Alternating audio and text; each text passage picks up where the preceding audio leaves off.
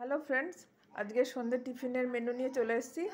তো আজকে সন্ধ্যে টিফিনের মেনুতে রয়েছে পাপড়ি চাট। তো যে পাপড়ি চাটটা বানিয়েছে তার মুখ থেকে শুনে নাও যে উনি পাপড়ি চাটটা কীভাবে বানিয়েছে।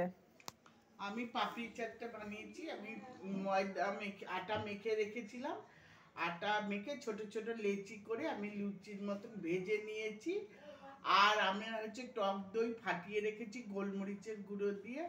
আলু সিদ্ধ করে রেখেছি, ভেঙে রেখেছি। পেঁয়াজ কুচি, লঙ্কার কুচি, ধনেপাতা কুচি, আমার সেউ ভাজা, আর টমেটোর সস, আর মশলা, মশলা, চাট মশলা। আমি এই দিয়ে পাপড়ি চাট বানাবো। আমার পাপড়ি চাটটা রেডি হয়ে গেছে এবং আপনারা এরকম বাড়িতে বানিয়ে খাবেন।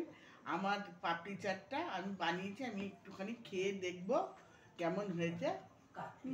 ভালোই হয়েছে। আর এবং আপনারা এরকম বাড়িতে বানিয়ে খাবেন এবং আমাকে কমেন্ট করবেন আর সাবস্ক্রাইব করবেন। ভালোই থাকবেন বন্ধুরা।